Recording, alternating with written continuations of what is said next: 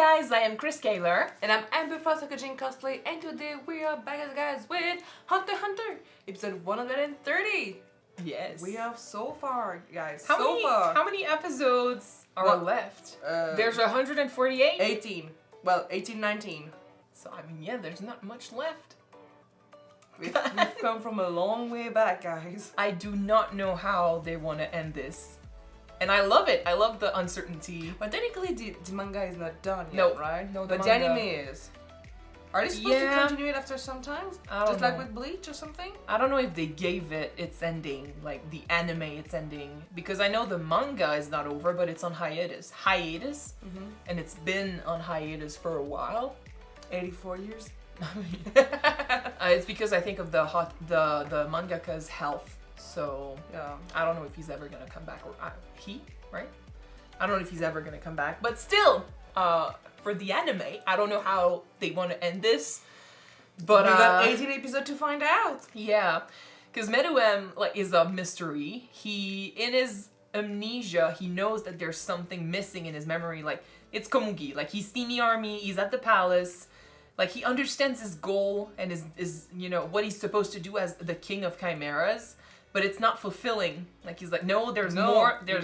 He needs his girl. Yeah, he needs his girl. And right now, his girl, well, she was questioning she was trying to question if she was with the good guys because Shaya was trying to screw the situation up. Like he was pursuing Kirua and he needed to get rid of Komugi, so he was chasing them away from the palace, and he was trying to put doubt in Komugi's mind so she would hinder Kirua, which kind of worked, but she ended up knocked out, so we'll see what happens there.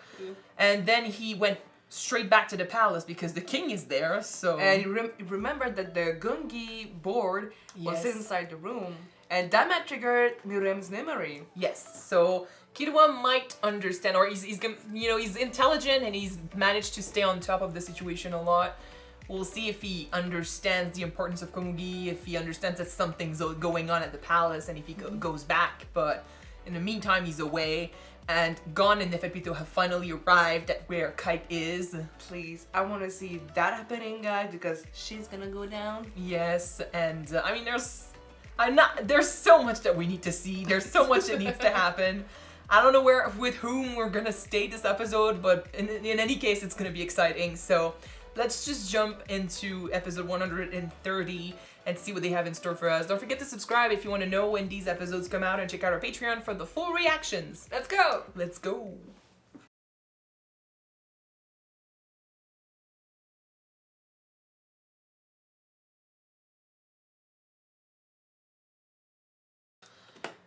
Like in the ending you're talking about, we saw brands of DNA. And there's one red, there's one blue, one is the chimera, one is the human, but you can also say it like this: one is the human, one is the monster. Gon is shown in red, Kirua is shown in blue. Gon, when he's angry, he's not himself. He's not himself, he's like the monster, and Kirua is usually the side of him that would be, usually it's different. Is humanity. Usually it's reversed, but in this case, it would be his heart. So yeah, there's a bit of that as well. But yeah, okay. I think the biggest thing that happened this episode is Gon. So we'll talk about that. Oh, I mean, we've known since we've seen Kite's heads.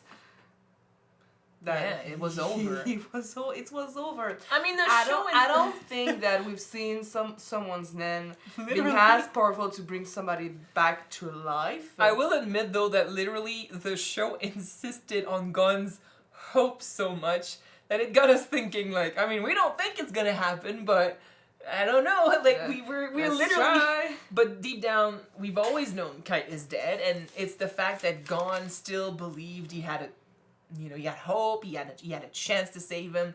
He had a goal, a purpose, and his anger was definitely in there, and it's still in there, but now it's being challenged by the complete destruction, by the complete lack of hope, by the desperation when faced with the reality.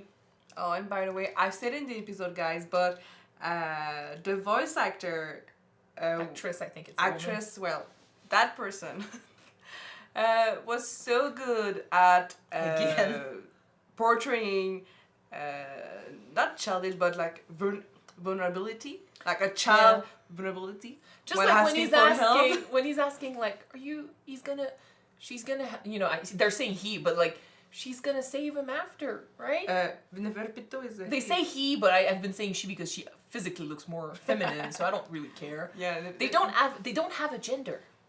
They're chimeras. I don't care. She looks like a female, so I say she. I've been saying she. I'm not gonna change after 40 episodes. She's the bitch. But yeah, and Gon, when he was in despair, seemed so much younger than he's supposed to be. Well, even though that he's still a child because he's like 13 or 14. And again, like we talked about Red and Blue, when he's like that, it's the child in him. It's the blue side, the human side, the heart speaking, and he's completely lost. He's got nothing to hold on to. No hope. No plan, no purpose. And the red side of him, his anger, his rage. Because Kite is dead. Okay, the fact is, Kite is dead. It's someone's fault. The child, the human in him, is like, he's blaming himself. Because it's about, if I had been stronger, if I had not been there, he would have managed. Like, he was strong. It's the child that sees him. Like, we know in the anime they don't put the emphasis on it as much because we've been told that Kite's importance is a lot different in the manga because he's the first character we see, right? He appears at the beginning of the manga. Really? Yes, which, the flashback of him hitting Gon in the forest when he was a kid. Okay, true. It's only a flashback in the anime, but in the manga it's the first scene, I think. So for Gon, it's we can almost associate that with the first hunter, the first pebble sent in the direction of his future job, and the first clue as to where his father is and what he did and where he wants to go, and it's the first lesson from his dad. It's the beginning of so much stuff. It's a grown-up that teaches him shit. He's a kid that looks up to him. He doesn't see a weakness in this guy. He sees kind of a father figure, kind of a big brother figure. You do not want to see that guy as weak. So he doesn't see him as having any flaws or anything. So it doesn't matter if Kite was ever strong enough to defeat Neferpitou. It's not his fault if he lost. It's not just shit happens in fights. I mean, Gon could die in a fight against... like, if he fights Neferpitou and he dies... Technically, it's no one's fault. You started a fight, like, Neferpitou is defending herself at this point, I'm not saying, like, she did go after Kite, but if you think about it, they were intruding on their territory. They were eating humans, but they were surviving. There's always a but in the situation. I'm not saying that Neferpitou sometimes doesn't just, she swims around in vicious and torture and stuff. Like, she's been playing, like, she's a cat. She plays around with her victims. She's sometimes unstable, yeah. She is unstable, but the chimeras, it's always been about, can we really blame them and stuff? They were doing what they were born to do, which in this case is protect the king, protect the palace. They were intruders. They attacked. It was a fight. It wasn't like she cheated. Kite wasn't strong enough. He died. Gon doesn't see it like that. He cannot accept it like that. His role model wasn't weak. It's not that he lost the fight. It's someone's fault. He's going to blame himself. His human side is blaming himself. I was not supposed to be there. He lost an arm because he protected me. Then he was at a disadvantage. I don't think it mattered, buddy. But still. I want to point out that it is true that Kite was kind of distracted because he asked them to leave and not stay there. Yeah, but I don't. But I don't think that it would have changed something against Neferpitou. It probably did affect the fight. The fight would have been different if he had both his arms. But at the end of the day, even with both his arms, he would have survived. I think he would have died. And it's not just because, I mean, it was everything. Like, he was in enemy territory, he was alone. Even if he had defeated Neferpitou, the Kite that would have come out of this fight would not have been in a good shape. And then he would have been surrounded by chimeras. He would have died anyway. But Gon needs to blame someone, so he blames himself. But then that doesn't bring him satisfaction. Like that anger side of him, the monster side of him that did the speech a few episodes ago, the one that lashes out, the one that hates Neferpitou so much, still needs an outlet to pour his hate, towards, because otherwise that shit is gonna grow and it's gonna destroy him from the inside. And guilt doesn't do it. So as long as he's got another player in there to blame along, with him, he's gonna try and do it, and he is. There's a reason why I think the one that blames Neferpitou sounds so angry, because if he blames himself, there's nothing he can do. Whereas if he blames Neferpitou, he can kick ass. He can kick ass. Yeah. It's just, why did you do this? Like, you intentionally took him away from me. Whereas for him, it was just a mistake. You can't right a mistake, but with Neferpitou, you can still do shit, which is get revenge. So, yeah, right now he's very lost, and I will say this, because Neferpitou had a lot of opportunities to just turn around and be like, let's just get out. But then I forgot that her arm was broken. So she's not at an advantage. Even with that, she can still do a lot of things, but she felt that Gon was strong, though, so... Before that, she had in mind that if she does something against Gon, or if she leaves, they're gonna kill Komugi. I thought she needed to protect the girl for the king. Since I didn't remember she broke her arm, I was like, she could just turn at any moment. Like, why give them the satisfaction of learning about Kite, Like, there was no reason there. But then I forgot that Neferpitou has changed too, She has seen sides of the king that's different. She's seen emotions in him, his love for Komugi. Perhaps she can also put that on Gon and Kite. Understand that kid and this man here had something that's very similar, a bond. And I love that she respected that enough, and also respected the fact that despite his anger, he allowed her to heal Komugi before, taking her here. She respected that enough to allow him the chance to not only learn the truth, because, like I said, she could have turned around before they even got to the room. And yes, broken arm. I don't know if she would have done that with the broken arm, because now she has the opportunity. But then she had no idea of knowing how Gon was going to react to, he's dead. If the anger had won right away, she would be in a fight right now and still broken arm. Now she has, Gon is gone, so she has a chance to heal herself. But still, she took the chance to tell him the truth out of respect for what he did before, which I appreciate. She also showed respect because she said sorry. She allowed him to grieve. Yeah, and she didn't mock him. That was another thing. As an enemy, she could have used that to, destabilize him and then attack him, which, right now it would be the perfect opportunity to do something. Still, she's allowing him to grieve. She said, I'm sorry for your loss. And she's healing herself in front of Gon. She's not in a fight or flight moment. She's taking the time to do that, and then she'll face him. But she is still low-key giving him a moment to take it in. I like that. I like that perhaps, that means that the intensity of the emotions, the intensity of Gon's aura before what he did, what he, gave her the opportunity to do. Had an impact on her. Yeah, had an impact on her in a way. And also what happened with the king and her understanding of the king's emotions a little bit and stuff. That's changed her to the point that now, she can,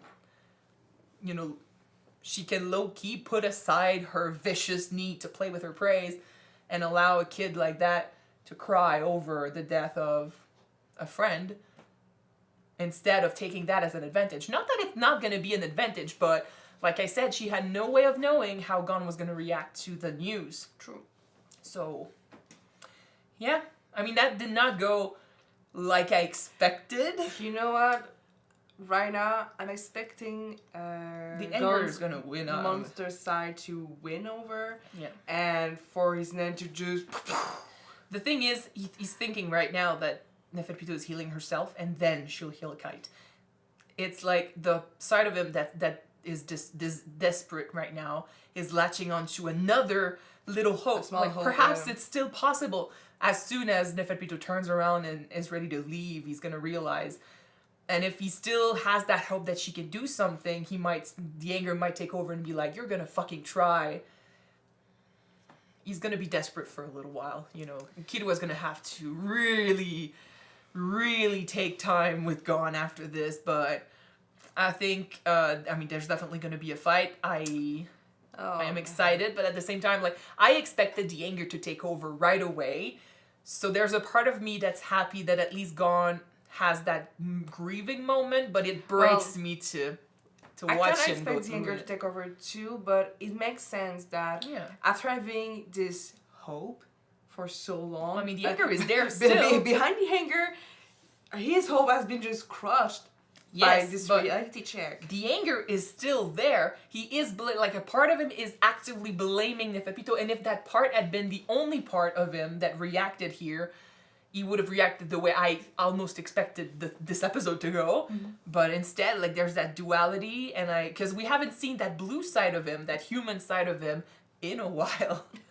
Not since he got to the room and saw Neferpitou, you know? And even a little before that. Yeah. Ever since the plan started, sort of. So, to see it now makes a lot of sense, but I wasn't expecting it. And seeing it, like, there's a part of me that's like, okay, there's still a part of you that's reacting normally, even though it's breaking my heart. Because you're a child, he's a kid. We forget, no, it's not true. I was about to say, we forget that he's a kid. No, I never forget we've been reminded so many times that they are kids. Yeah, but still, there's so much expected from them, and there's so much that they have gone through at such a young age. It would, sometimes we're, like, talking about maturity and emotional maturity. They're not there. Like, they can do so much shit, with their fists and with their nen, and just, they're that powerful, but emotionally they are still children. Yeah. And losing someone... Even with the assassin training, even with all the fights, they are still Killua is children. fucked up, but Gon had never... Like, Gon is also fucked up in his way, but Gon had never faced grief like that before. He never lost anyone. Well... No, do you think? Well, because you cannot really say he lost his parents. They were never around. He never knew them, right? Yeah, he didn't feel that loss before. Neither did Killua, but I think Killua is more prepared for it because he doesn't attach himself to people that easily. Like, if Gon were to die, that would be different. But hopefully that doesn't happen. Not yet. In any case, it's just sad to see him think like that, to see him blame himself and sound so young. Oh. Oh. Beautiful visuals though, this episode. And beautiful voice acting. Mm-hmm. I'm excited for the next episode. Oh. I'm a bit scared though. Things gonna blow up, guys. Things are gonna blow up, yeah. I do expect that red side of him to take over. It's gonna happen. Like, we need to... There is... Hunter x Hunter has teased us on some stuff before. And He's a beast. He's a beast. No, but they've... Yes. But I was about to say they've teased us and completely... they've... Rip off the Band-Aid? Well, no, they took the rug from under our feet several times. Yeah. Like, they make us think that something is going to happen, and then it doesn't happen that way. Like, hyping up the Phantom Troop and making us think that, Kurapika was going to have a hard time, and then he just breezes through his fight. Like, sometimes they hype it, or it's not just the show, it's also our expectations of a shonen. Like, what we've been through, what we've seen makes us expect a few things, and then Hunter x Hunter, I'll give him that. I'll give the show that is good at not giving us what we expect. They're good at hyping it up, but then they twist things around. Like, they surprise us a lot with not always, but sometimes, like, one of the shonens I've seen that was, I think, one of the best at surprising me with how things happened, and it could happen differently with Gon and Neferpitou, but I am expecting a fight. So this could be one of those moments where the show doesn't go there. And I'm gonna see a fight, that's for sure. I do think we're gonna get a fight. Like, that's the thing. But again, this could be one of those moments where it definitely doesn't go like we expect. It could be a fight. It could be an annihilation. What would be surprising would be for Gon to let her go. To spare Neferpitou, yeah. It's not. I don't think at this point it's about sparing her. I think, like, if he doesn't do shit, like, if Neferpitou leaves, which I don't think Neferpitou would leave without taking care of Gon, but who knows? I don't think it's about, I think he would just not be focused on her, but I am expecting some resistance if he is latching onto the hope of there's still some chance. Mm-hmm. We'll see. Perhaps next episode. So that was interesting. That was heartbreaking. Yes, but a very good episode, and hopefully you guys enjoyed it. If you want to see the next episode right away, it is on Patreon already. You can check it out. The link is in the description below. And if you don't, the next one will be on YouTube next week, guys. So keep an eye on it. We're gonna see you next time. Bye. Bye, guys.